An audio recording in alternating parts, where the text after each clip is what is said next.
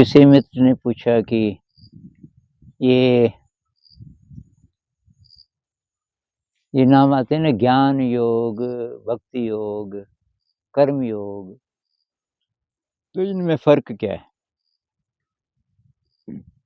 मेरे ख़्याल से भगवत गीता में ये कृष्ण भगवान बताते हैं अर्जुन को ये कि ये 3 रास्ते हैं उस अनंत सत्य तक पहुँचने के।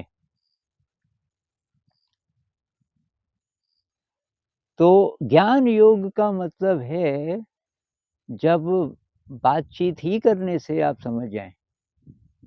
कोई एनलाइटेंड बीइंग है, वो केवल बात करे आपसे सत्य के बारे में, आप प्रश्न पूछें और ये इसी से इतनी ज़्यादा बात समझ आ जाए कि बस और कुछ करने की ज़रूरत नहीं। जैसा शायद वो अष्टावक्र गीता में है, अष्टावक्र गीता में बातचीत ही हो रही है।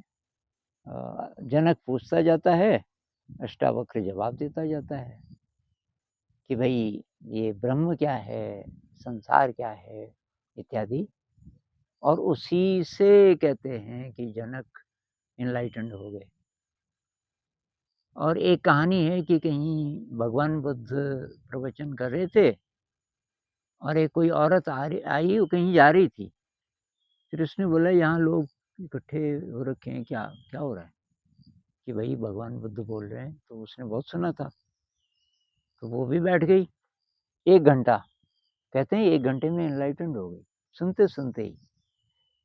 तो इसको ज्ञान योग कह सकते हैं, क्योंकि इसमें अ, आप के अंदर जो समझने वाली शक्ति है, अ, ये जो हम सवाल पूछते हैं, अंदर जो प्रश्न आते हैं बहुत गहरे-गहरे, और उन प्रश्नों का कोई जवाब दे सके और उसी से आपको स्पर्श हो जाए अनंत का, उसको ज्ञान योग कहेंगे।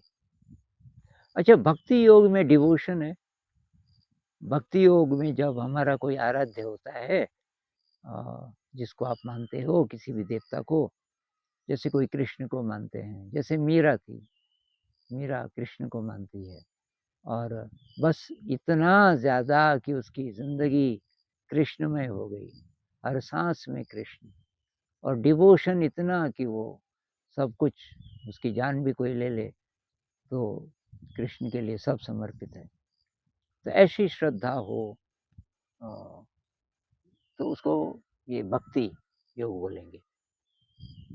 तो भक्ति योग में ये जैसे मंत्र भी आ सकता है, जैसे ओम नमः शिवाय बोलते हैं कई लोग, तो शिव जी पे अनंत श्रद्धा है और वो याद रहे हर समय, याद रहे, तो शिव जी का स्पर्श आपको महसूस होता रहे, तो ये भक्ति योग हो जाएगा। तो इसमें भजन है, कीर्तन है, ये ये बाउल सिंगर होते हैं। शांति निकेतन में मैं था तो वहाँ बाउल सिंगर होते हैं, तो वो धुत हो जाते हैं गाते-गाते। डिवोशनल गाने गाते हैं, स्त्री पुरुष सब वो कम्युनिटी में रहते हैं और बस गाते, गाते, गाते, गाते उस तरंग में एक हो जाते हैं, तो वो भक्ति हुआ। ऐसे ही ये अ, जो राधा कृष्ण के गीत गाते हैं, ये तो वो उसमें लीन हो जाते हैं गाते, गाते, गाते, गाते, तो वो भक्ति योग है।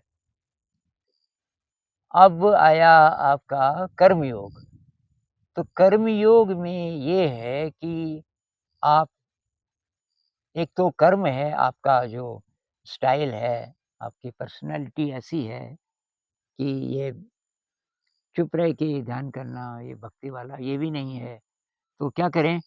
तो आप एक्शन करना चाहते हो कुछ जगत में, तो एक्शन इस तरीके से कर सको कि जैसे आप नहीं कर रहे, आपसे वो बड़ी शक्ति करवा रही है। कोई बड़ी शक्ति आपसे करवा रही है, आप निमित्त मात्र हैं।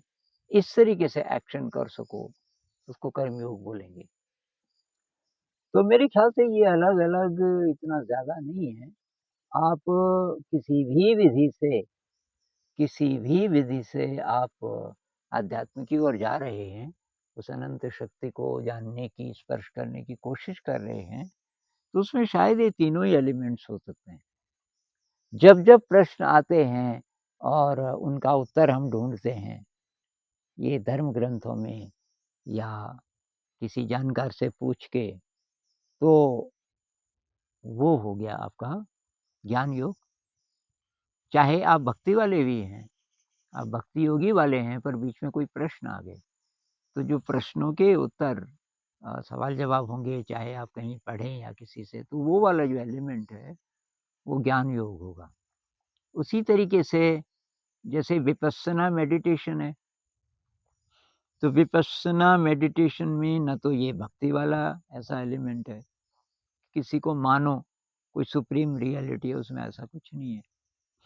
लेकिन उसमें भी लोग कोशिश करते हैं। तो जैसे महायान बुद्धिज़्म में तो बुद्ध की मूर्ति पे विश्वास करते हैं, तो कई लोग मूर्ति को रख लेते हैं सामने ध्यान करते समय और उसके लिए कुछ गा भी देते हैं। जैसे धम्मपद है, धम्मपद में ये भजन है, ये कविताएँ हैं डिवोशनल, तो उसको गा देते हैं।